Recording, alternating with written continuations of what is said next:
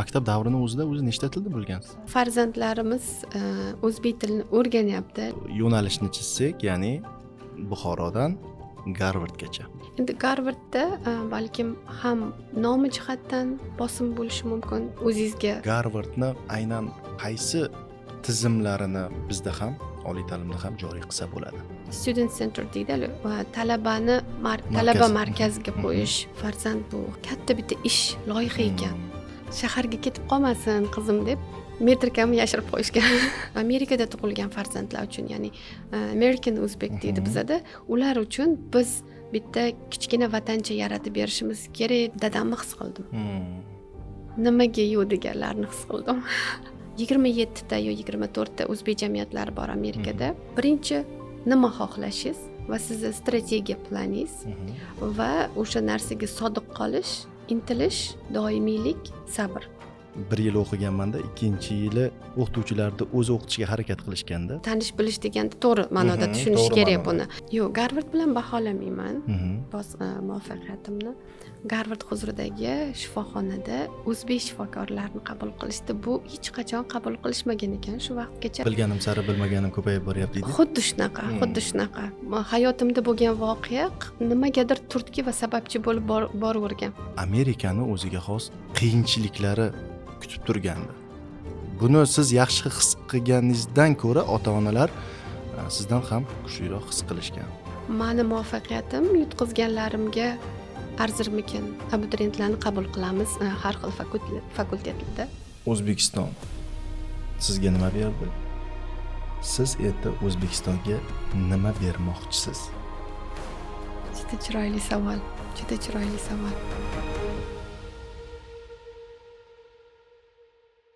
Assalomu alaykum aziz vatandoshlar, xorijdagi barcha vatandoshlarimiz, yurtdoshlarimiz, aziz zamondoshim.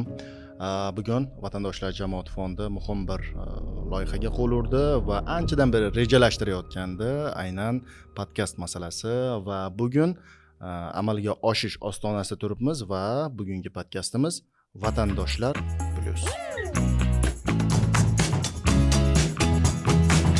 Bugungi mehmonimizni men tanishtirmayman. Uni o'zlari aytib beradilar. Kimlar, qayerdanlar? Asosiysi siz bilan bizni zamondoshimiz hisoblangan muvaffaqiyatli insonimiz Nilufar Qahhorova. Assalomu alaykum. Assalomu alaykum. Xush kelibsiz. Nilufar Qahhorova kim? Oddiy o'zbek qizi. Zamondosh. Bu asli qayerdan? O'zingizni tanishtiring. Asli Buxoroliman, Peshku tumanida tug'ilganman. Peshku tumanida oddiy oilani birinchi farzand qiziman. Onam o'qituvchi, otam iqtisodchi bo'lganlar. Oilada 4 farzandmiz. Peshkuda Al-Xorazmiy maktabini o'quvchisi hisoblanaman, bitiruvchisi deylik. 9-sinfgacha Al-Xorazmiyda o'qiganman. Keyinchalik Buxoro shaharda birinchi akademik litsey ochilganda, o'sha ilk qaldirg'ochlardan bo'lganmiz. Aynan shu mana shu akademik litseyni ochilishini eshitib qolish jarayoni boshqalarni aytib berdingiz suhbat oldidan. Aytib bering, marhamat. Juda qiziq bo'lgan. Unda hech esimdan chiqmaydi. Bizda Al-Xorazmiyda 9-sinfni bitirib yozgi kanikulla boshlarida edi. Oshxonada oyim bilan nimadir ishlar bilan shug'ullanib turibmiz. Buxoro televideniya kanalidan reklama ketib qolgan. Viloyatlarda birinchi marta akademik litseylar ochilishi va abituriyentlarni qabul qilamiz har xil fakultetlarda. Va hech esimdan chiqmaydi. Buxoroda nima manzillarni berib, qachon qaysi fakultetlarda, nima sohalarda qabul qilishadi. Xursand bo'lib hujjat yig'ishni boshlaganmiz. Dadamga aytganmiz, shunaqa yangi akademik litsey ochilibdi, biz bormoqchimiz, topshirmoqchiman. Ayniqsa onamda juda kuchli xohish bo'lgan meni o'sha litseyga yuborishlari. Rosa bizni nima deydi, eng ko'p katta motivatsiyamiz onamiz bo'lgan. Doim itarardilar. O'qi, bor, mana bu yerda yangi narsa ochilibdi. Rosa harakat menda dadam shu o'zimiz maktab ham yaxshi, o'sha yerda o'qiversin, nima qiladi, shaharga yuborib nima qilamiz, qiz bolani o'zimizni ko'zimiz oldida o'qigani yaxshi deganlarda juda qiziq voqea bo'lgan.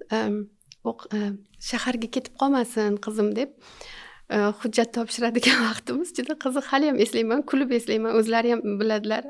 Agar eslasalar kerak. Metrikani yashirib qo'yishgan. Hech esimdan chiqmaydi. Hamma hujjatimiz bor, metrikamiz yo'q. Ketishimiz kerak shaharga peshko'dan. Izlayapmiz, topilmayapti. Dadam ishxonalariga telefon qilganmiz. Unda unaqa sotviy telefonlar yo'q. Telefon qilsak tusholmayapmiz yoki xonada yo'qlar. Keyin axiri tushib onam so'raganlar metrikasini siz oldingiz, bilamiz baribir. Boshqa hech qayerga ketmaydi, chunki hammasi bitta stolning ustida turadi. Dadam yo'q, olmadim deb keyin rahmatli buvim biznikiga mehmon dedilar. O'shanda keyin dadamga telefonda aytganlar, endi mayli, topshirsinchi, hali kiradimi, kirmaydimi, litsey qabul qiladimi, qilmaydimi, qayerga qo'ydingiz endi kuyov bering metrikasini desalar, dadam hali juda qiziq voqea. Hech ishlatmaydigan, chunki biz katta edik.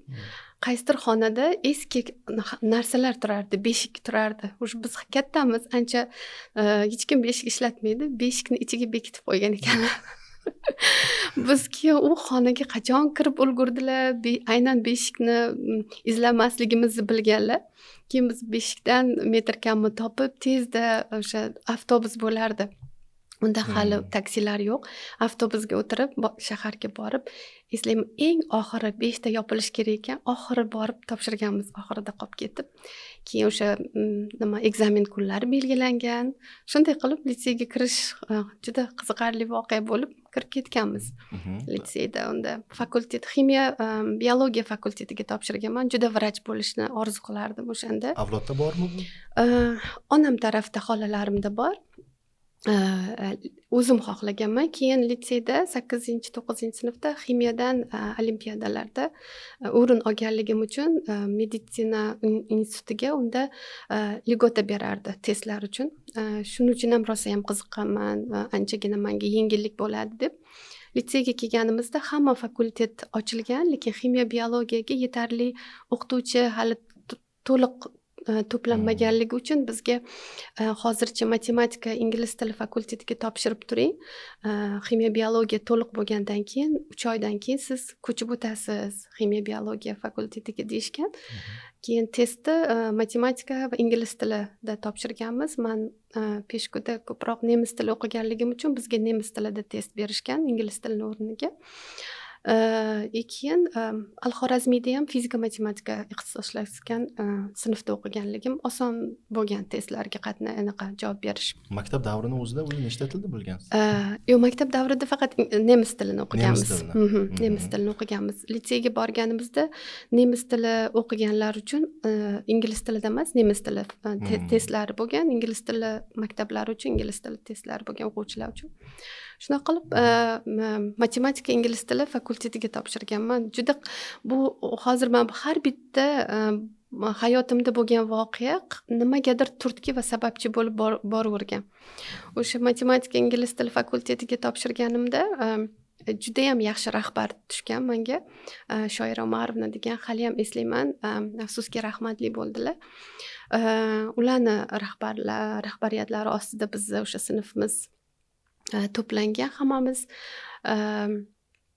Lekin 3 oydan keyin ximiya biologiya fakulteti ochilgan.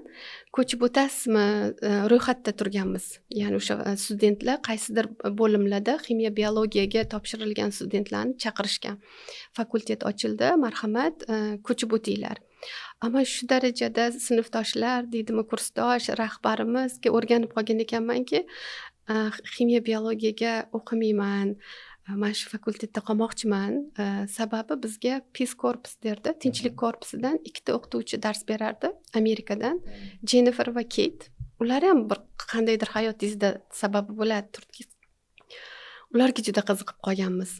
Butun litseyda faqatgina 2 ta sinfga ular dars berardi.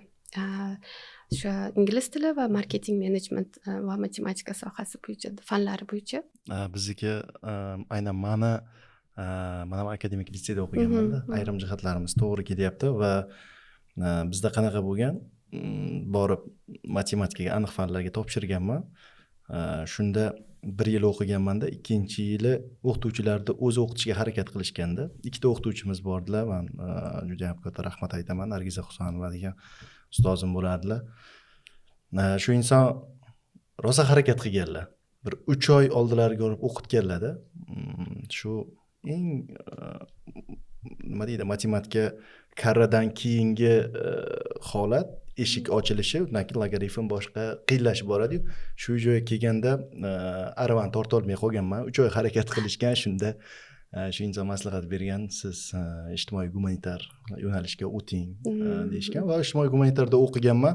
Keyin ijtimoiy gumanitarga o'tishimga yana bitta havasim bor edi. O'sha paytda adashmasam ambassador o'sha elchi Pamela Spatlin, adashmasam ismlarda adashdim shekilli.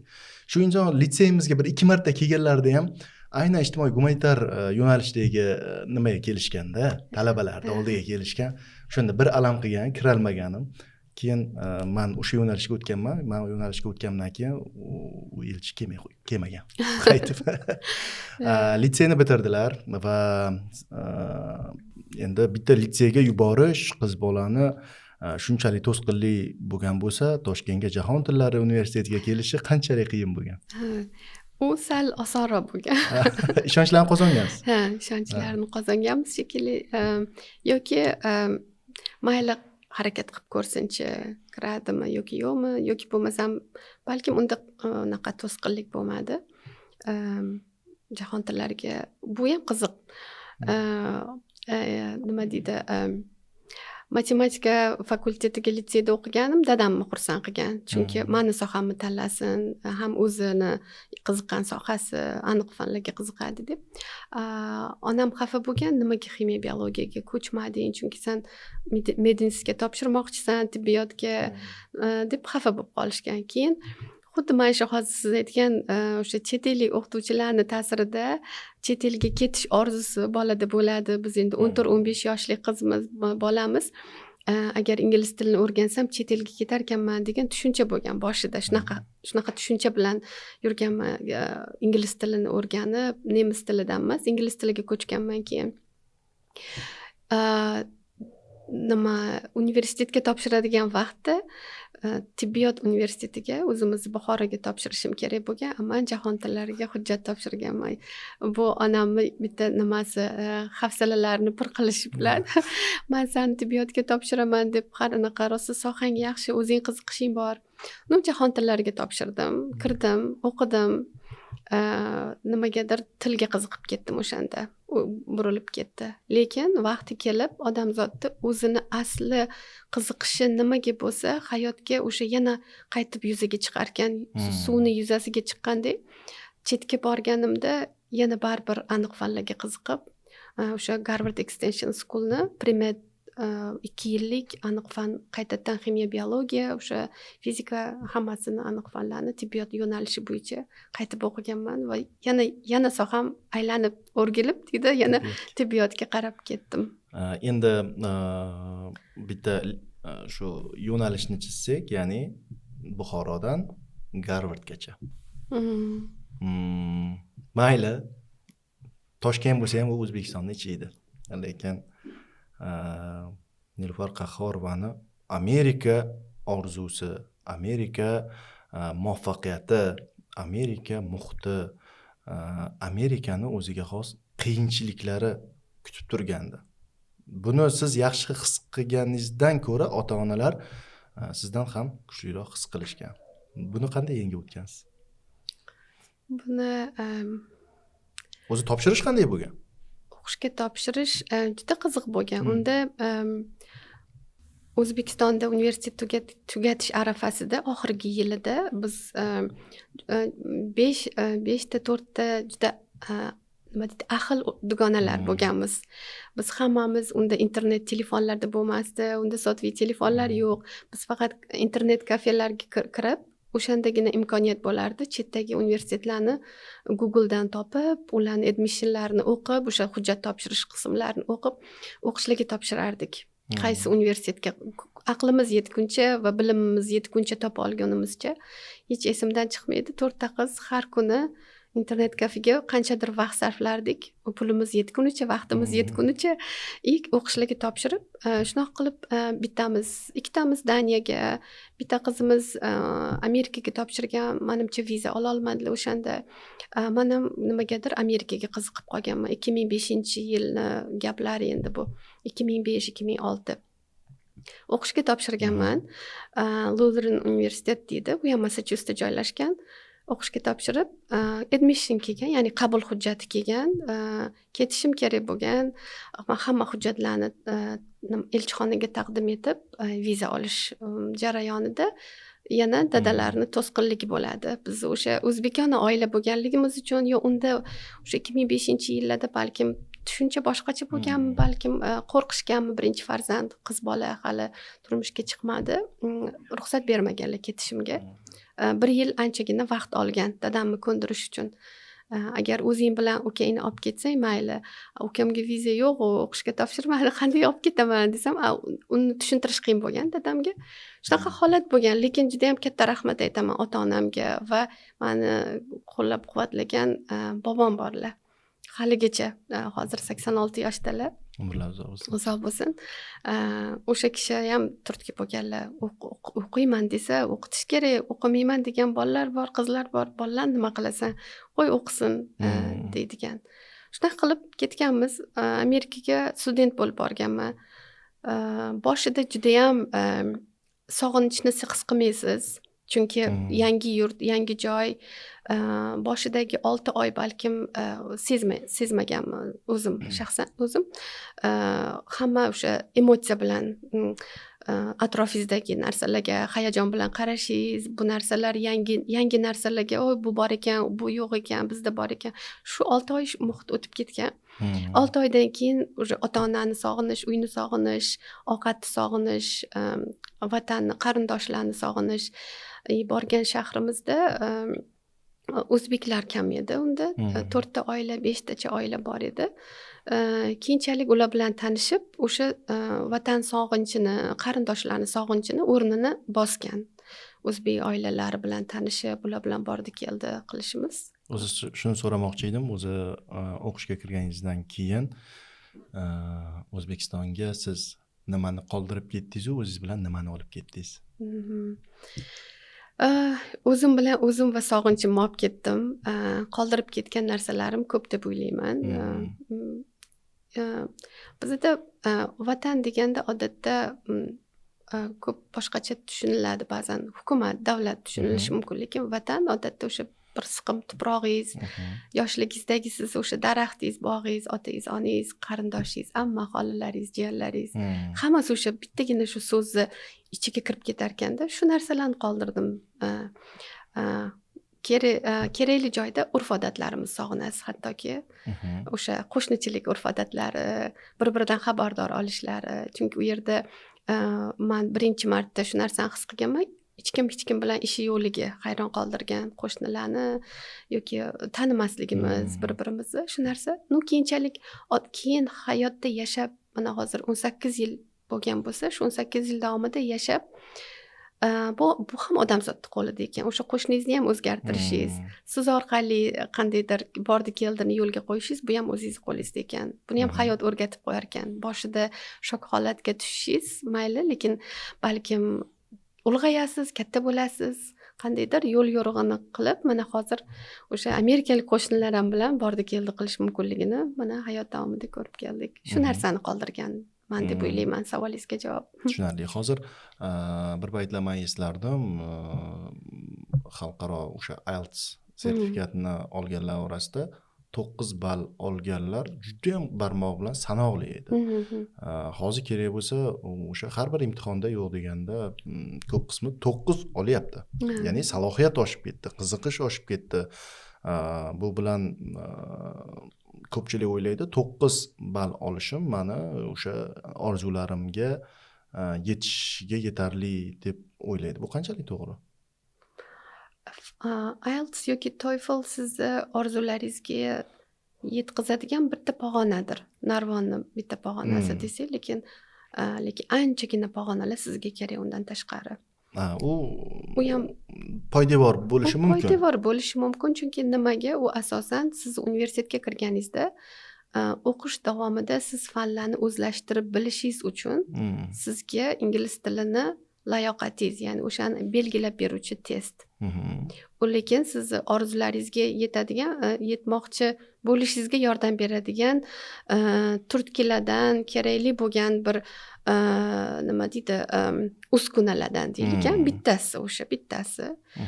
Lekin bitta IELTS bilan hamma narsani egallay olaman yoki TOEFL bilan topshirsam, masalan, bundan 100, bundan 9 oldim, erishdim degani emas. Unga qo'shimcha juda ko'p boshqa narsalar kerak bo'lib qoladi. Sizni o'zingizdan kelib chiqadigan volontyorligi, sizni o'zingizni qiziqishlaringiz yoki bo'lmasam jamiyatga qanaqa yordam berganlaringiz, hatto o'sha maktab davridan boshlab o'quvchini jamiyat uchun, o'zini kichik aurasi uchun nima ishlar qilganligi testlardan tashqari.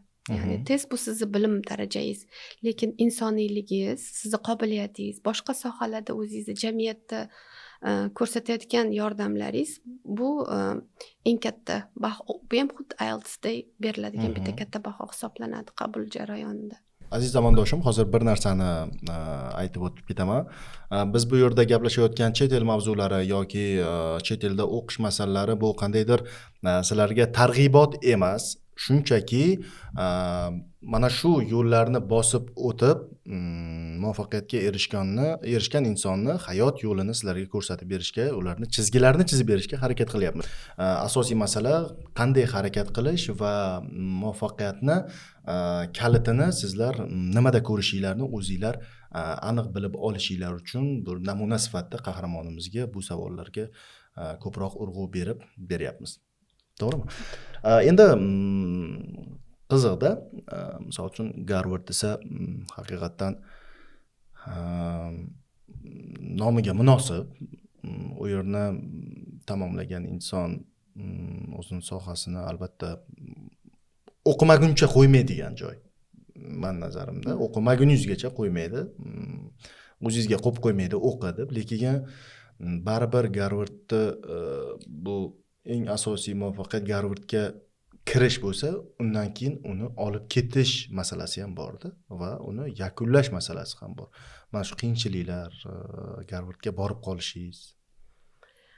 Garvardda o'qishi, har qanday universitetda o'qish o'zi katta mas'uliyati bor. Universitetlar bir-biridan farq qiladi. Garvard yoki boshqa universitetda o'sha ta'lim tizimi, o'qitilish uslubi, o'quvchini yondashuvi, talabalarni yondashuvi farq qiladi. Hamma narsani qiyinchiligi bor.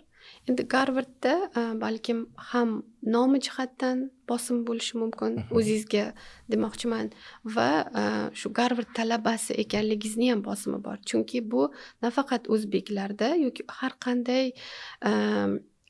xoh amerikalik, xoh chet eldan kelgan talaba bo'lsin, Garvardda o'qiydi. Hatto bizni professorlarimiz ham shu narsani aytib o'tib ketadiki, eslaringizdan chiqmasin, sizlar Garvard talabasisizlar. Biror yerga borib qolganda siz bizni yuzimizsiz. Siz xato qilishingiz mumkin, lekin atrofdagi insonlaringiz uchun agar siz xato qilsangiz, Garvard talabasi xato qilibdi deydigan gap bo'ladi. Shu narsaga yo'l qo'ymaslikka harakat qiling, lekin baribir xatolik hammada bo'ladi. Shu narsani qabul qilib ham bilishimiz kerak deb aytadi va o'sha talabani Garvardda yuzasizlar deb ko'proq va juda mas'uliyati katta, shuni ham mas'uliyati katta. Har qanday davrada bo'lmay, ba'zan o'sha Garvard talabasiman yoki Garvardda o'qiyman, ishlayman degan mas'uliyatni o'zi o'sha davrada aytishingiz o'zi ba'zan sizga qiyinchilik ham tug'dirib qoldirishi mumkin, chunki berilgan savolga javob bermaganingizda xijolatchilik yoki bo'lmasam o'sha bosim ham bo'lib qoladi. Shunisi ham bor. Lekin haqiqatan ham o'qish har qanday universitetda mas'uliyatli talabada har doim nima deydi, kuchli bo'ladi mas'uliyati. Garvardda o'ziga yarasha nima deydi, uyga vazifalari beriladigan talablar juda katta va ba'zan vaqt yetishmaydi. Mana shu 24 soatni ba'zan ko'paytirib qo'ygimiz keladi. Siz aytgandek. Umuman bir kunlik kuningizni qancha vaqti o'qishga sarflanadi? 9 soat. Mana hozir o'qishdan 1 soatlik yo'l uzoq bo'lganligim uchun ertalab 6:30-7dagi poyezdga chiqib elektrichkaga kelaman o'qishga. Shu bilan kechki 7-8larga uyga qaytaman. Agar uyga sal vaqtli qaytsam, balkim o'sha qaysidir planlarim bitmay qolishi mumkin va uzoqda yashaydigan talaba bo'lganligim uchun gruppovoy o'sha birga qiladigan loyihalarimizda, jamoaviy loyihalarda ishtirok eta olmay qolishim mumkin. Ishtirok etishingiz kerak, majbur bo'lasiz, chunki Amerikada shu narsani o'rgandimki, har bir talaba o'zi uchun mas'ul va o'sha jamoaviy ishlarga agar aralashmasangiz, siz mas'uliyatingizni qabul qila olmayotgan, anaqa o'rniga to'ldirmayotgan bo'lsangiz, shu jamoadoshlaringiz tomonidan professor tomoniga жалоба deydimi bizga haligi e'tiroz xati yoziladi. Masalan, biz 5 ta talabamiz shu loyihani bajardik, lekin falonchi bizdan ko'ra mana shuncha foiz kam ishtirok etdi degan xat boradi. O'sha narsani siz istamaysiz, albatta qatnashishingiz kerak bo'ladi jamoaviy loyihalarda va juda qiziq loyiha aslida. O'zingiz ham xohlaysiz u narsani. Shu vaqt yetmaslik muammo bo'lib qoladi odatda. Endi baribir moliyaviy jihatga borib taqaladida. Garvardda o'qish ham. Sizda qanday hozirgi holat? Kontrakt to'laysizmi yoki qandaydir bir grantlar bormi? Men grant yutdim. Menda to'liq. Chunki menda ham grant, ham Dean Scholarship bor. Dean Scholarship degani o'sha Garvard tibbiyot oliygohini rektori tomonidan beriladigan o'zini granti. Ular bir qismini qoplashadi va ikkinchi grantim yana bir ikkinchi qismi, ya'ni shu to'liq qoplangan shaklda o'qiyapman. Qanchadan beri Garvarddasiz? 2010-yildan beri. 2010-yildan. 2010-yilda men pre-medda o'qiganman u yerda. Orada tanaffus bo'lib, universitetda yana birinchi magistraturamni Framingham universitetida tamomlaganman va yana 2019da yana qaytib Garvardga kelganman. Mana siz endi Amerika oliy ta'lim tizimi haqida emas, aynan o'sha Garvardda o'zi haqida, o'zini ta'lim tizimi haqida gaplashsak, O'zbekistonda ham Garvardni aynan qaysi tizimlarini, qaysi qarashlarini, qaysi harakatlarini, qaysi bir natijalarini bizda ham oliy ta'limda ham joriy qilsa bo'ladi. Odatda Garvardda ta'lim tizimi sir saqlanadi aslida, lekin uni talabasi bo'lib o'qisangiz, ancha muncha sistemani ko'rasiz o'z ko'zingiz bilan va yashaysiz o'sha. Men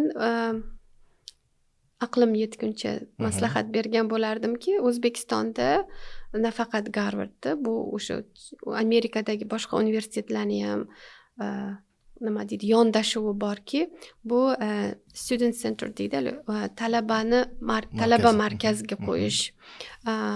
To'liq professor emas, talaba ham markazda bo'lishi, uni qiziqishlari va uni o'sha islohotlari, yondashuvini ham inobatga olish. Va to'liq nima deydi, praktika, masalan, ham nazariy, ham praktika. Shu narsa bor. Juda ko'p amaliyoti bor, amaliyot. Har qanday fanni. Hatto xayolingizga kelmaydigan fanni ham, masalan, writing deylik, yozish, ingliz tilida yozish deylik. Mana shuni ham lab bor. Laboratoriya, ya'ni o'sha bu degan lab deyshadi, bu amaliyotda qo'llash. Dars o'zida talabani challenge qilish, talabani nima deydi, butun bor bilimini olishga, haligi sug'urib olishga intiladi professor. Shu yondashuvlari bor.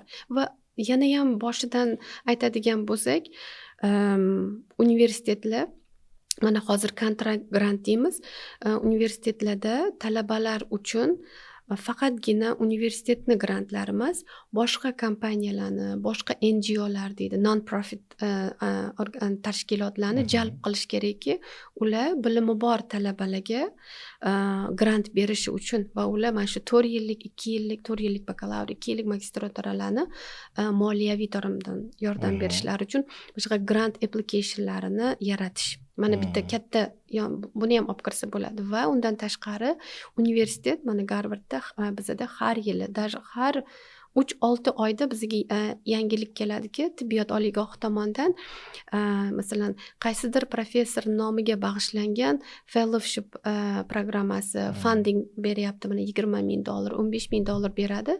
Mana bu loyihalar bo'yicha. Mana shunga ishtirok etmoqchi bo'lsangiz, marhamat topshiring. Bu studentga rosa qo'l keladigan sharoit, imkoniyat. Biz o'qigan, izlangan, bilgan bilimlarimizni o'sha berilayotgan grant funding orqali studentlar to'planib, bir kishiga emas, 2-3 kishiga studentga beriladi va o'sha talabalar birgalikda o'sha loyihani bajarib, uni raportini topshirishadi. Shunaqa narsalarni olib kirsa bo'ladi deb o'ylayman. Yana ancha-muncha takliflar bo'lishi mumkin. Tushunarli. Endi ayrim joyda qo'shib ketdingiz, ilmiy tadqiqot. Bu fanni rivojida, umuman har qanday tizimni rivojida muhim rol o'ynaydi. Va Garvardda ham mana shu narsa kuzatiladi. Endi o'qish tizimi, muvaffaqiyatlar haqida gaplashdik. Endigi masala sizni bitta narsada Amerikada ham, O'zbekistonda ham bir kunlik vaqt 24 soatdan iboratda. Siz ham baribir oilani bekasiz. O'qish bor, oila bor, ish bor, yon atrofdagi tanish bilishlar bor, shaxsiy karyera bor. Shu masalalarga bugun qanchalik ulguryapsiz va kunlik rejalaringiz, bugungi kunni rejasi buzilishi ertangi kunga ta'sir qilishi tabiiy. Lekin bitta narsa boya suhbatda boshida ham aytdim. Nimaga Amerikada ham, O'zbekistonda ham bir kunlik kun 24 soatdan iborat, siz ham mana o'qiyapmiz, ishlayapmiz, lekin siz ko'proq mendan muvaffaqiyatliroqsiz degan savolni berdim. Shu savolga o'shanga javob bermang, podkast davomida javob berasiz dedim-ku. Marhamat. Rahmat. To'g'ri, vaqt yetmaydi. Qayerda bo'lmay vaqt yetmaydi. Lekin siz ham muvaffaqiyatlisiz. Men aytadigan muvaffaqiyatni haliroq yana aytdim. O'sha muvaffaqiyatimni taroziga soladigan bo'lsam, ba'zan o'ylab qolamanki, meni muvaffaqiyatim yutqizganlarimga arzirmikin? Yutqizganlarim og'irroq kelarmikin taroziga degan savol ba'zan beraman o'zimga. Balkim o'shanda siz mendan muvaffaqiyatliroq bo'lishingiz mumkin. Chunki bizni qarichimizga bog'liq masala, menimcha, muvaffaqiyatni o'lchashimiz. Siz ham muvaffaqiyatlisiz, hammamiz, atrofdagilarimiz ham, bizni kuzatayotganlar ham, bilgan tanishlarimiz ham. Menda yo'qotishlarim bu uzoqda yashashim bo'lgan. Ota-onadan, qarindoshlardan. Muvaffaqiyat bu balkim o'sha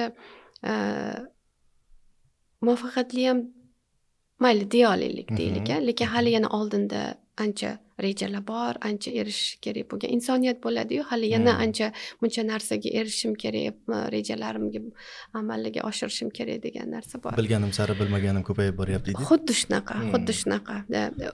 Bilgan muvaffaqiyati siz uchun ba'zan shunaqa bo'lib qoladiki, u muvaffaqiyat emasga o'xshab qoladi. Bu shu siz bitta loyihani yoki bitta rejani amalga oshirdingiz va natijasini ko'rdingiz, har qanday bo'lmasin.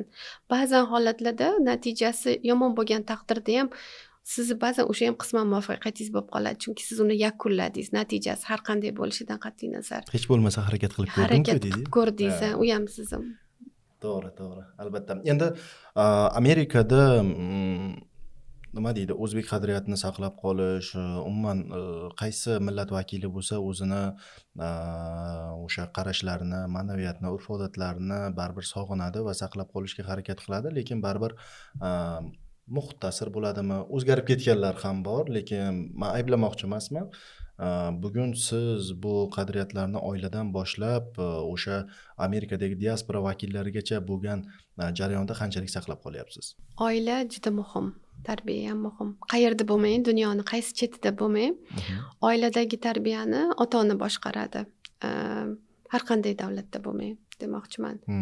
O'sha Amerikadami, O'zbekistondami, agar o'sha ota-ona farzandiga beriladigan yoki o'zingizni qadriyatlaringizga, urf-odatlaringizga sodiq qola olsangiz, har qanday chet elda yashasangiz ham siz o'sha o'zbekligingizcha qolasiz, o'zgartira olmaysiz. Va yana Amerikada yana ham qadriyatlarni Amerikada tug'ilgan farzandlar uchun, ya'ni American Uzbek deydi bizada, ular uchun biz bitta kichkina vatancha yaratib berishimiz kerak degan mas'uliyatni his qilib qoldik. O'sha yerdagi o'zbek vatandoshlarimiz, mana hozir adashmasam 27 ta yo 24 ta o'zbek jamiyatlari bor Amerikada. Uni ochilishi o'sha chanqoqlik, vatanni sog'inchi va farzandlarga o'sha biz o'sib ulg'aygan vatan muhitini yaratib berish bo'lgan.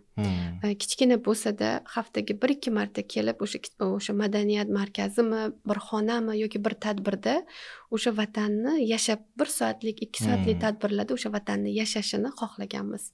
Va bizdan ancha oldin birinchi o'sha ochilgan o'zbek jamiyati 1952-yilda Abdulla Xo'ja aka borlar, juda ham hurmat qilamiz. Eng birinchilardan ochilgan o'zbek jamiyatlarini rahbarilar. Va undan tashqari yangi jamiyatlar ochilib kelyapti sekin-sekin. Biz ham Massachusettsda shu o'zbeklar yig'ilib, bizni ham farzandlarimizga kerak ekan. Biz Massachusetts shtatida qolgan shtatlarga qaraganda o'zbeklar kamroqmiz. Ko'pchilik talabalar, ko'pchilik oilalilar ham sekin ko'payib qolyapmiz. Aynan Massachusetts emas, Massachusetts atrofidagi shtatlar deymiz, ko'proq New England deyshadi u tomonni. New England 5 ta shtat kiradi. Shu atrofdagilar uchun bir o'zbek diasporasi uchun jamiyat yaratdik, Turon o'zbek birlashmasi deb. Mana hozir jamiyatimizda 175 dan oshiq oilalar bor. O'sha talabalar bilan birgalikda farzandlarimizga o'zbekona eng yaxshi urf-odatlarni, hamma urf-odatlarni o'rgata olmasak ham eng yaxshilarini o'rgatishga harakat qilyapmiz. Endi boshladik bu ishni, lekin bizga ustoz bo'la oladigan, bizga namuna bo'la oladigan boshqa shtatlarda juda katta o'zbek jamiyatlari bor. Juda ham ulardan ancha narsani biz o'rnak qilib olsak bo'ladi. Biz hali eng yosh o'zbek jamiyatlaridan hisoblanamiz. Umuman bu faoliyatlaringizni, muvaffaqiyatlaringizni umuman tashqi muhitdagi o'zaro kommunikatsiya deydi-yu, aloqalarni qo'llab-quvvatlovchi insonlar kimlar yon atrofingizdagi? 2019-yil eslayman, Odiljon aka bilan telefon orqali gaplashganmiz. O'zbek vatandoshlarni jalb qilmoqchimiz har xil loyihalarga, takliflarga degan suhbat bo'lgan o'shanda, eslay olaman. Undan keyin balkim o'sha 2021-yilda tashkil bo'lgandir. Birinchi suhbatimiz Odiljon aka bilan 2019-yil bo'lgan va o'sha narsa juda katta turtki bo'lgan.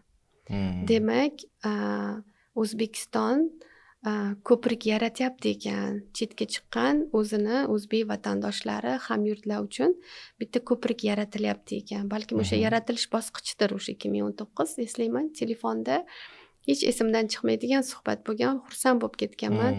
Albatta, hammani to'plashgan, har xil soha vakillarini, talabalar, tibbiyot, iqtisod, hamma vakillar yig'ilib, Zoom orqali ko'rishardik, suhbatlashardik, Telegramdan gaplashardik, loyihalar yuborilardi. Mana shu Coviddan keyin, 2021-yildan keyin juda ham tez loyihalar boshlanib, tez ish yurg'izilib ketdi. Man ochig'i bundan salkam 1 yil oldin ochiq aytadigan bo'lsam, xorijdagi jamoat birlashmalari, diaspora vakillari, uyushmalari desa, madaniyat markazlari desa, menda savol tug'ilardi. Nimaga kerak? 1 so'm oylik to'lamasa hech kim,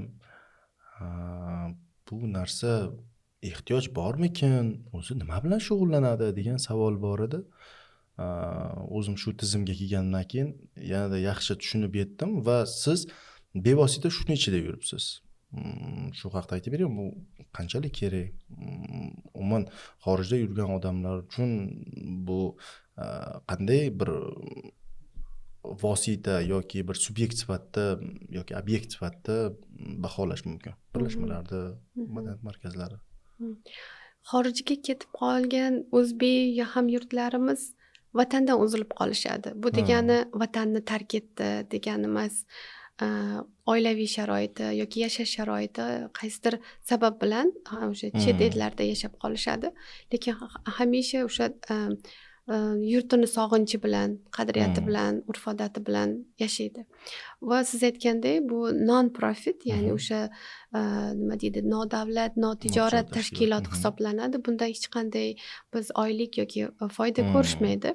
Lekin buni eng katta foydasi o'sha yerda yashab qolgan oilalarni farzandlari, ya'ni o'sha navnihol O'zbek American bolalar jonlarga o'zbekligini anglatish, o'zbekligini yo'qotmaslik, kim ekanligiga, men kimman, qaysi millat vakiliman degan savoliga to'liq javob berish uchun o'zbek deganda nimani tushunadi? O'zbekistonga kelib keta olmaydiganlar bor. Misol uchun o'sha narsa uchun yaratilgan. Aynan o'sha avlod uchun. O'sha nima deydi, o'sib kelayotgan. Chunki Amerikaga tug'ilgan farzandlar va ularning farzandlari boshqa millat vakillariga qo'shilib ketgandan keyin o'zligini topib olish qiyin bo'lib qoladi. Shu narsa yo'qolib qolmasligi uchun yosh katta ulug'larimiz ancha oldin Amerikaga borib qolganlar o'sha taklif bilan chiqib o'zbek jamiyatlari ochilgan va buning yaxshi natijasini ko'rgandan keyin mana yangi jamiyatlar ham tashkil topib kelyapti. Unda bu birinchi sabab, eng katta sabablardan. Va keyingi sabab o'sha yerda yashab qolgan oilalar bir-biri bilan bordi keldisi va bordi keldi orqali ishoning ba'zan o'sha quda andalarni paydo bo'lishi, yana o'sha urf-odatlarimizga kelib taqaladi. Chunki o'zbek jamiyatlari o'zbeklar ko'paygandan keyin albatta bolalar bu tabiiy holat, oila qurish jarayonlari ham o'sha jamiyat yordam beradi. U ham bitta bir poydevorchi bo'lib xizmat qiladi. Uchrashuv zonasi hisoblanadi. Bizda hamma u yerga tadbirga borish uchun nima deydi haligi kutib keladi. Chunki tadbirlar juda kamdan kam emas, o'sha qaysidir hayit bayramlarida, Navro'zda, mustaqilliklarda yoki kanikullarimizga to'g'ri keladi. Orada 2-3 oy tanaffus bo'lib qolishi mumkin. Ya'ni bu kutilib, xohlab, bir-birini sog'inib, diydor shirin deb kelishadi o'zbeklarimiz. Hatto o'sha 2-3 soatlab mashinalarda yurib kelishadi. Bu o'sha nima deydi, o'sha bir-biriga bo'lgan mehri, o'zbek oilalarini, do'stlarni bir-biriga bo'lgan mehri, bolajonlar bir-biri bilan ko'rishadi. She'r bazmlari, ana sherxonlik, qo'shiqlar kuylashadi. O'sha o'zidan chiqqan va hattoki mana biz zakovatni ham yo'lga qo'ydik. Xabaringiz bo'lsa, mana jamiyatlardan tashqari mana siz aytgandek bir so'm pul to'lamasa nima haq beradi dedingiz. O'shandan ilhom oladi. O'shandan zavqlanganda u menimcha iqtisod tomoni ko'zga ko'rinmaydi. Men ham Germaniyada bilaman, baxtiyor oila o'sha nimasi bor, o'sha nodavlat notijorat tashkiloti bor. U ham jamoat birlashmasi sifatida tashkil qilingan va uning orqasidan o'sha yerda xudanda bo'lib ketgan o'zbeklarni ham ko'p bilaman. Endi bu nimaga so'radim? Bugun nafaqat bugungi siyosat, umuman davlatimiz rahbarining e'tibori nafaqat bu O'zbekistonda yashayotgan bu xalq uchun emas, balki o'sha xorijdagi vatandoshlarimiz, ular ham aynan O'zbekistonni siyosati naqadar hozirgi davrda muhim ekanligini his qilishi bu qiyin bo'lmayapti. Chunki o'sha yergacha yetib borayotgan bizga sir emas. Sizga umuman O'zbekistondagi hozirgi mana shu xorijdagi vatandoshlarni qo'llab-quvvatlash borasidagi davlat rahbari boshchiligidagi umuman mana shu tizim vakillarini harakatlarini siz qanchalik sezyapsiz? Juda katta tashabbus bilan chiqishdi. Bu hammamizni xursand qilgan. Bitta ko'prik bo'ldi. Ya'ni orada o'sha O'zbekiston bilan chet elda ketgan fuqarolarimiz, hamyurtlarimiz uchun katta bitta ko'prik yaratildi. Shunchaki madaniy nima deydi, madaniy festival yoki madaniy uchrashuvlar uchun emas, hamma soha bo'yicha. Tibbiyot, iqtisod, ilmiy izlanish, har qanday soha, savdo sohasi bo'lsin, mana har qanday sohaga yo'l ochib qo'ydilar. Ya'ni o'sha chet elga ketgan vatandoshlarimiz bemalol O'zbekistonga chet eldagi o'rgangan bilim, ko'nikma, tajriba nimaiki bo'lsin, o'zini vataniga agar qo'llamoqchi bo'lsa, marhamat deb nima deydi, bemalol yo'lni ochiq qo'yib, bitta ko'prik o'rnatib berishdi bizga. Bu juda katta, menimcha boshqa davlatlarda kuzatmadim hali. Menimcha bu hozircha bizda bor deb o'ylayman, agar adashmasam, balkim adashyapman. Chunki bizda vatandosh jamiyati boshqa davlatlarda ko'rmadim. Shunga o'xshash tashkilot. Yolg'iz emasligimizni his qildik. Mana shu narsa. Ana shu. Shuni, ya'ni tark etilganga o'xshab qolmadik. Masalan, bilmadim, oldin shunaqa tushuncha bo'lardi. Davlatdan chiqib ketgan fuqaro davlatini tark etganga o'xshab, agar kelmasa davlatiga xuddi nima deydi, xuddi xiyonat qilgandaqa bo'lib qolgandaqa bir hissiyot. Bu noto'g'ri tushuncha bo'lgan, lekin shu hissiyot ham bo'lgan. Lekin shu narsalar nima deydi, o'sha narsani his qildirishmadi bizga. Biz o'sha davlatni tark etgan yoki o'zbek fuqarosimiz, hali masalan o'sha narsani his qilmadik. Ya'ni biz hali ham bog'langan his qilyapmiz. Hali.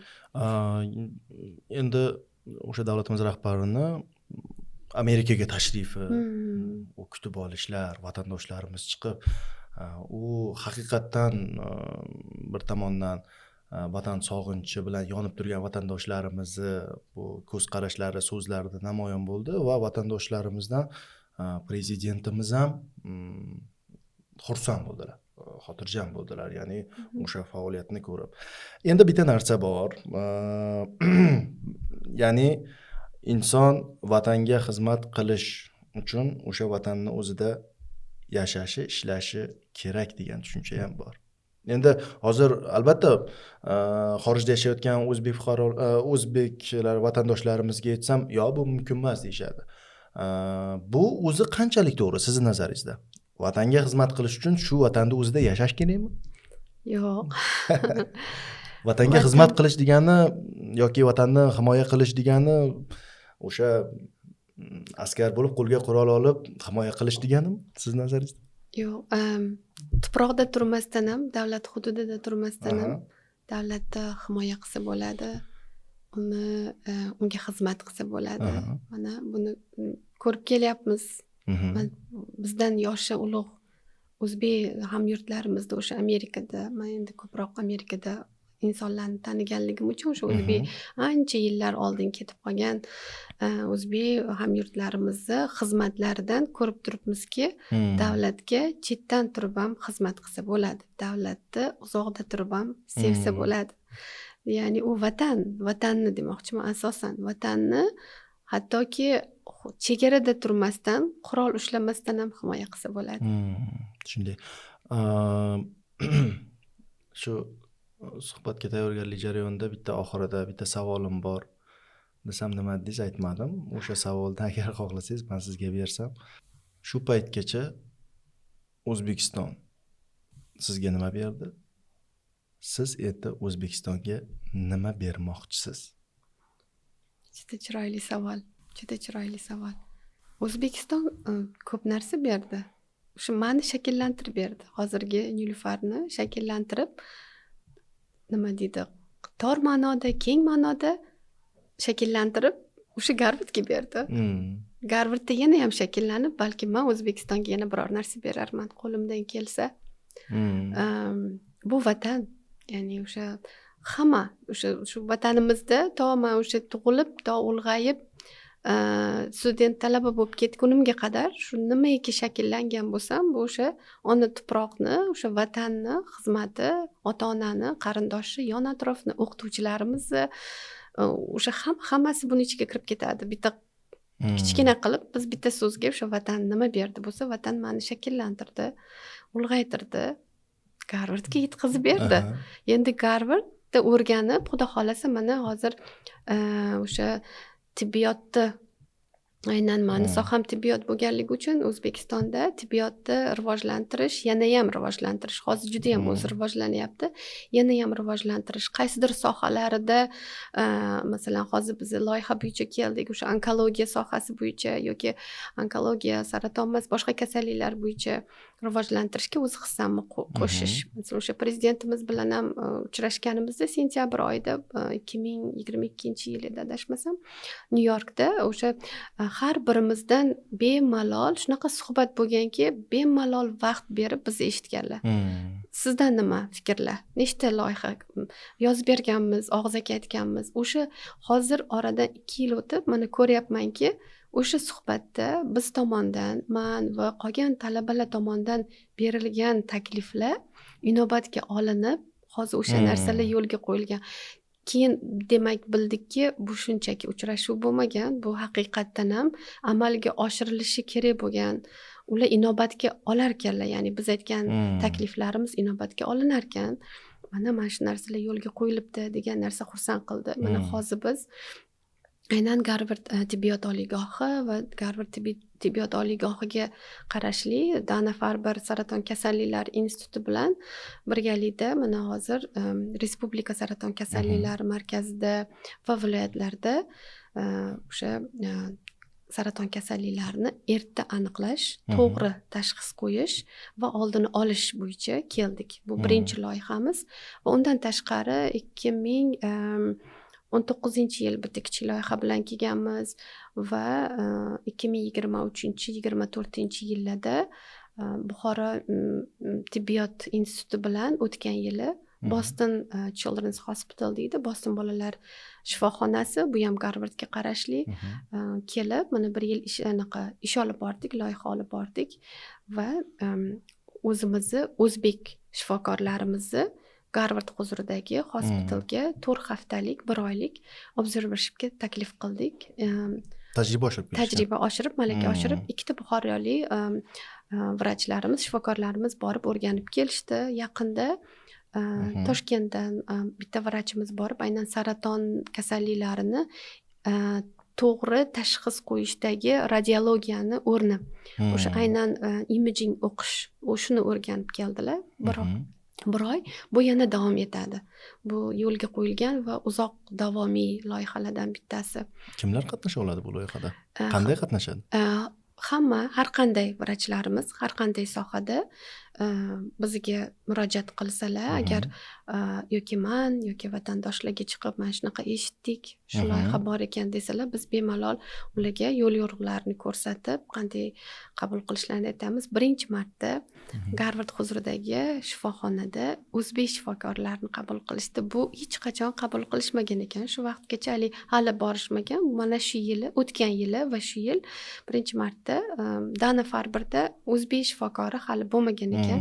Yaqinda ular ham hozir o'sha veb-saytlarida, o'zini sahifasida yoritishmoqchi kengroq, ya'ni o'sha biz ular ko'proq Afrika, Indiya, Pokiston va ba'zi arab mamlakatlari bilan ko'proq loyihalar qilishadi. Birinchi marta O'rta Osiyodan, Markaziy Osiyodan deylik, O'zbekiston bilan birinchi loyihalari. Bu aynan o'sha Turon jamoat birlashmasini, birlashmasining tashabbusi bilan bo'layotgan ishlar. Bu ko'proq mani tashabbusim, Turon bu o'zbek jamiyati, lekin ular bizda ham Turonni o'zida kichkina healthcare initiatives deydi. Ular sog'liqni saqlashni rivojlantirish loyihalari bor. Lekin yana bitta bizda non-profit organizationimiz bor. Nodavlat, notijorat. Bu aynan Uzbek American Medical Association deydi nomi. Shu tomondan kelyapti deylik buni hozir. Bu 2023-yilda O'zbek Amerika Health Forum bo'lib o'tgan O'zbekistonda, Toshkentda. O'shanda 12 ta vrach taklif qilganmiz, Garvarddan kelishib ko'rishib ketishga. Juda ham yoqqan O'zbekiston ularga madaniy nimalari va sharoitni ko'rishgan. O'sha chekka hududlarda bordik, Buxoroda bordik, Nukusda, Qoraqalpog'istonga borib kelishdi. O'shanda qiziqish paydo bo'ldi. taklif qilib ko'rdik biz. Buxoro Medical Institute taklif qilib ko'rdi. Bitta ishimiz nimada pediatriya kasalliklari, bolalar kasalxonasi bilan bo'ldi. Xudo xolasa bu uzoq davom etadi degan umiddamiz. Demak, siz bir so'z bilan aytganda, men tushunishim bo'yicha Garvardni aynan bitta yo'nalishi bo'yicha O'zbekistondagi ambassador, elchisiz. Balkim-da, rahmat agar shunaqa. Endi baribir bitta narsa boshingga tushmaguncha, boshing devorga urilmaguncha u narsani og'rig'ini his qilmaysan deydi-da. Bugun Amerikada yashab, o'zingiz bir oila qurib, ota-onangizni qanchalik tushunib yetyapsiz? Ona bo'lgandan keyin mas'uliyati katta ekanligini his qildim. Va yana bir narsani his qildimki, tayyor bo'lish kerakligini, o'sha ona va ota bo'lish uchun ham uni yozilmagan institut bor ekanda, uni o'qishingiz kerakligini bildim. Unda diplom olmaysiz, borib o'qimaysiz, lekin uni siz bilishingiz kerak ekan, tarbiyasi, mas'uliyati katta ekanligini. Shunchaki turmushga chiqib farzandli bo'lib qolib, farzandli bo'ldim debmas ekanda, uni mas'uliyatini his qilib, farzand bu har bitta farzand mas'uliyat, katta bitta nima deydi? Katta bitta ish, loyiha ekan. U men bu hozir aytib o'tgan loyihalarimizdan juda katta ekan. Uni natijasini ancha keyin ko'rib borasiz. Mana ba'zi loyihalarni siz 1 yil 2 yilda tugatasiz, natijasini ko'rasiz. Farzand bu juda katta loyiha ekan. U ota-onani his qildim, dadamni his qildim. Nimaga yo'q deganlarni his qildim. Chunki mana hozir farzandimiz bir yerga ketib qolaman desa, lekin bir o'rtog'inikiganmi yoki sal uzoqroq ketib qoladigan bo'lsa ham uylanib javob beradigan. Borsinmikin, bormasinmikin, ruxsat beraylikmi, ruxsat bermaylikmi? Hatto hali chet el emas, mana shu shaharni o'zidan chiqishga o'shanda dadamni his qilganman. Onamni his qilganim har bitta bolaga yetishimiz, ulgurmasligimizda. Mana onam o'qituvchi bo'lganlar, qanday qilib eplagan ekanlar shu narsani. Mana ham ovqat, ham o'rnida, ham ro'zg'or, tandirga non yop, sigir bor, bola bor, ham maktabga o'qituvchilik, qanaqa ulgurgan ekanlar degan savol bo'lgan. Juda qiyin ulgurish. Oilada o'zbekona muhit qanchalik hukmron? O'zbekona, turmush o'rtog'im ham buxorolik, o'zbek oilamiz. Farzandlarimiz o'zbek tilini o'rganyapti, lekin juda yaxshi gapira olmaydi, afsuski. Xudo xolasa mana harakat qilyapmiz qo'ldan kelgancha, tushunishlari yaxshi. Gapirganda aksent bilan gapirishadi yoki gapirishga iymanib uyalishadi to'liq so'zlarni to'liq bitta gap tuzishga. Mana qisqa bo'lishi mumkin, uzun gaplarda qiynalishadi. Bu til jihatdan, lekin urf-odat jihatdan o'zbekona urf-odat. Shu o'zbek oilada qanaqa bo'lgan bo'lsa, xuddi shu narsani harakat qilyapmiz. Lekin Amerikada bitta narsa bor ekan, bolalar erkin fikrini ayta olar ekan. Yoqtirmagan narsasini yoqtirmadim yoki o'z o'rnida iltifot ko'rsatib, rahmat va o'z o'rnida sizni yaxshi ko'rishini, o'sha ota-onani yaxshi ko'rishini o'z o'rnida ishlatishar ekan. Shu narsa bizda iymanamiz, ota-onamizga sizni yaxshi ko'raman, har kun bu gapni aytishimizga iymanib qolamiz. Biz boshqa harakatimiz orqali ko'rsatar ekanmiz o'zbek oilalarimiz.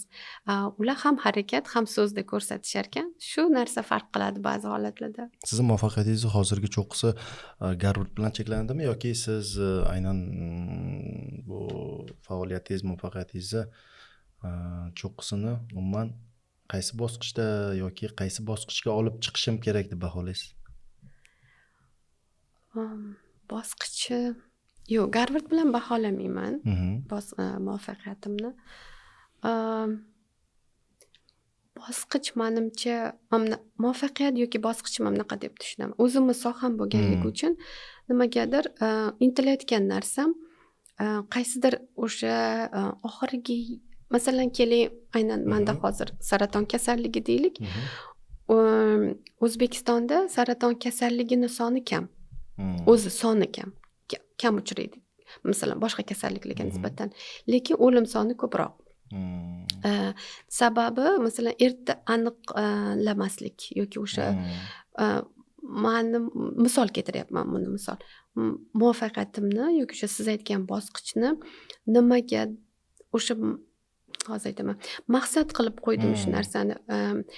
Oldini olish bo'ladigan bo'lsa, saraton kasalligini o'sha erta aniqlash bu o'lim sonini kamaytirishga olib keladi. Chunki erta aniqlanganda siz uni to'g'ri davolash bilan yondashasiz unga.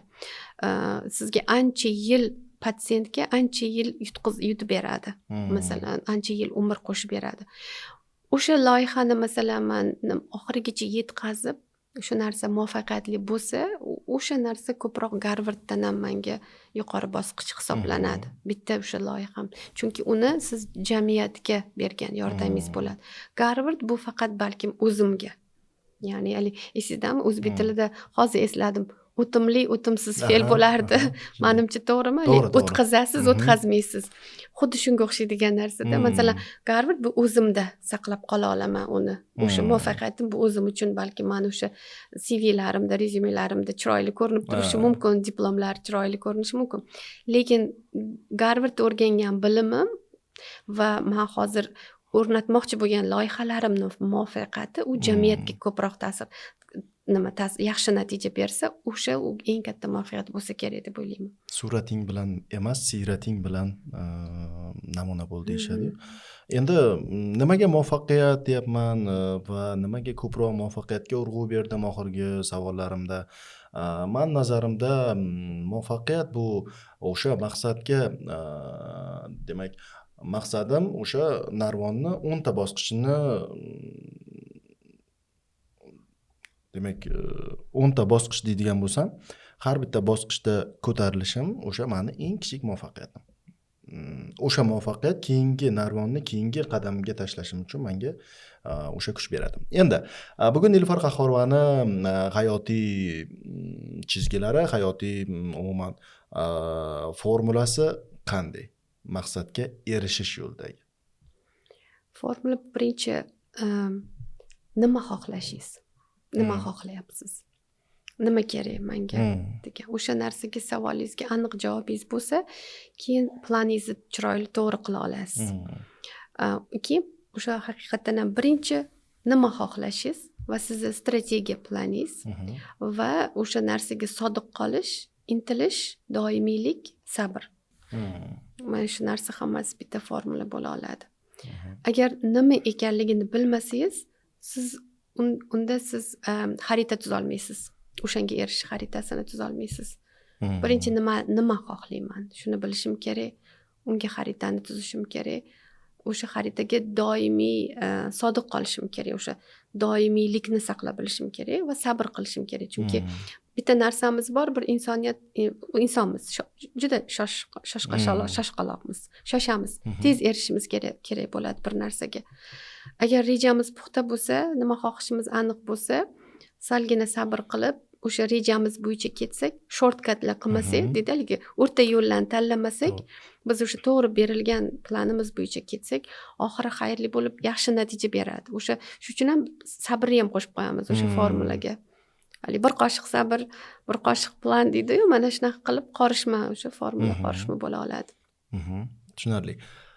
Endi har bitta insonni podkastimiz oxirida har bitta qahramonimizni o'zini hayotiy tajribasi va faoliyati, shaxsiy tajribalaridan kelib chiqqan o'zini xulosaviy takliflari yoki tavsiyalari bo'ladi.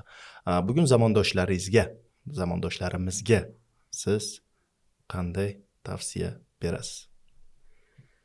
Zamondoshlarimizga tavsiyam birinchi maqsadni aniq bilish kerak. Zamondoshlarimga tavsiyam va tanish, biz hali o'sha networking degan so'zni o'zbek tilida aniq harakat qildik topishga. O'sha atrofimizdagi tanish bilishlarimizni ko'paytirishimiz. Ya'ni bu tanish bilish deganda to'g'ri ma'noda tushunish to'g'ri kerak ma'noda. buni. Albatta. Masalan, hozir siz boshida aytdingiz, Garvard sizga qanaqa nima berdi dedingiz, u Garvardda juda networking katta. Mana shu networking orqali siz ancha o'sha atrofingizdagi bilimli, sizga foydasi tegadigan yoki qaysidir loyihalarni birga amalga oshiradigan insonlar bilan tanishish imkoniyatini beradi. O'sha narsani kengaytirib bilish kerak. Hozirgi va vaqtni juda ham qadriga yetish kerak. Bir soniyani ham. Va zamondoshlarimga vaqtingiz yo'q bo'lsa, biror bir ishni amalga oshirayotgan bo'lsangiz, vaqtingiz tig'iz bo'lsa, yo'q deb bilish kerak. Demak, inson yo'q deya bilishi ham kerak. Yo'q deb bilish kerak. O'rni kelganda. O'rni kelganda yo'q deb bilish kerak. Chunki ya'ni o'sha sizga foydasi tegadigan yo'qni yo'q deb bilish kerak. Zararli emas. Aynan o'sha sizga foydasi tegadi. Bir ishni amalga oshiryapsizmi? Shu narsani haqiqatan ham biz o'rgandik, lekin hali ham o'rganyapmiz yo'q deb bilishni. Shu narsani bilish kerak va biror bir ma'lumotni o'qiganda oxirigacha juda ham sinchkov bilan o'qish kerak ekan. Chunki men ko'p kuzataman, ba'zi holatlarda oxirida hozir aytaman, oxirida fail nima deydi o'zbek tilida, oxirida qoqilib qolishimiz bizga bunday qilib boshiga bunday qarasak, o'sha narsani sinchkovlik bilan o'qimaganligimiz, sinchkovlik bilan qaramaganligimizni natijasida qoqilib qolar ekanmiz. O'sha zamondoshlarga yana bitta maslahatimiz, o'zimga ham va boshqa qolganlarga ham maslahatim, vaqt qadriga yetib bilishimiz kerak. Vaqt bizga kerak bo'lganda yo'q deb bilishimiz kerak. Foydali yo'qni aytib bilishimiz kerak demoqchiman. Va o'sha berilgan ma'lumotni, har qanday ma'lumot, u bizani planimiz bo'ladimi, siz o'qiyotgan biror bir hujjat bo'ladimi, nima ish bo'lmasin, sinchkov bilan juda ham diqqat bilan o'qishimiz kerak ekan. Erta biz qoqilmasligimiz uchun va qoqilganimizda demasligimiz kerak. Qoqilish bu kichkina yashirin motivatsiya hisoblanadi. Chunki qoqilganligingiz xatoingiz emas, qoqilganingizda tura olmasligingiz xato. Qoqilganingizdan uyalmasligingiz kerak. Qoqilib tura olmasligingizdan uyalishingiz kerak. Yiqildim bo'ldi, endi tura olmayman deyishdan uyalish kerak. O'sha qoqilish bu sizning motivatsiyangiz. Yashirin motivatsiya deydi. Motivatsiyani har xil turi bor. O'sha narsani e'tiborga olishlarini xohlardim va demak, insonlarimiz motivatsiyani uzoqdan qidirishi kerak emas. Yo'q. O'zidan, atrofdan. Umuman har bir narsani boshi va oxiri bo'lgani kabi bugungi suhbatimiz ertalabgacha ham davom etishi mumkin, lekin har asalni ham ozi shirin. Bugungi o'zim uchun xulosa qilgan gaplarim ham bo'ldi, o'zimga xulosa qilgan ishlarim ham bo'ldi. Ochig'ini aytganda, ayrim joylarda vaqtni shunchaki o'tkazib ketayotgan joylarim, asosiysi har bir holatdan chiqarilgan xulosa, to'g'ri xulosa. Sizga rahmat. Amerikaga borganda o'sha o'zbekona choynaklarda ko'k choyni uzatib kutib olish sizga nasib qilsin, siz bilan ko'rish bizga nasib qilsin. Albatta, kelinglar. Xush kelibsiz.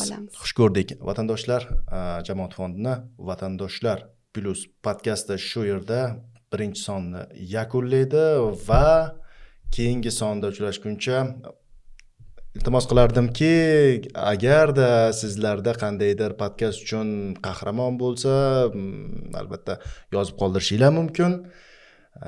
Nima deydi? Ko'rishganda, ko'rishguncha o'zinglarni ehtiyot qilinglar. Rahmat.